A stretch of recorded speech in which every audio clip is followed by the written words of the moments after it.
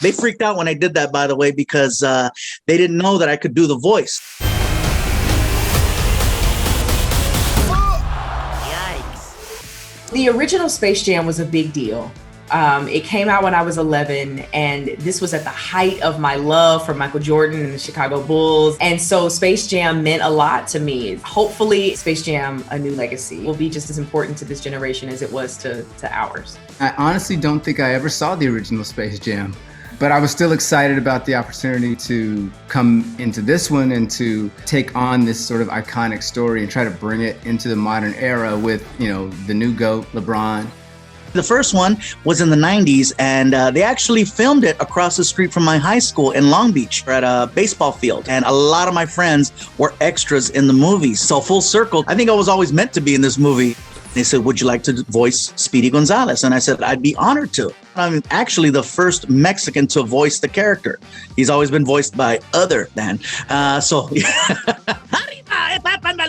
They freaked out when I did that, by the way, because they didn't know that I could do the voice. They just, they took a chance. They says, do you think Speedy should sound like Speedy, or do you want to lend your voice to the character, making it more modern sounding? And I says, well, I think the original voice is fine. And they say, you don't think it's too stereotypical? And I says, you don't know my family.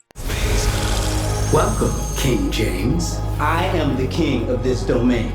The first time I met LeBron, I was really starstruck. I remember going in the bathroom and, splashing water in my face and just telling myself I need to just calm down and, just get through it. I just remember how cool of a person he was and how down to earth he was. The only way you're getting your son back is if you and I play a little basketball. You want to play me in basketball? Would I challenge him to a game? I would not set myself up for such failure. I would challenge him to a game of checkers, because I think that's the only game I could be on the same level with him at. Yeah, so we played a lot of basketball. We ran like 5 3-point shootout games. And the first game, I got so excited because it was a tie. So I was like, I'm going to keep going, and I feel like I could win. And then he just started warming up. And after that 5th game, I was just like, I'm going to just stick to acting. Yeah, like, I was finished. There was one time that he and I were shooting around together, and I hit like 7 in a row. And he was like, oh, you can shoot. And I never shot after that. Once LeBron James said you can shoot, and then you walk away. You leave him with that memory. But that's all. Sorry, you cut me in the middle of a feeding. She loves string cheese.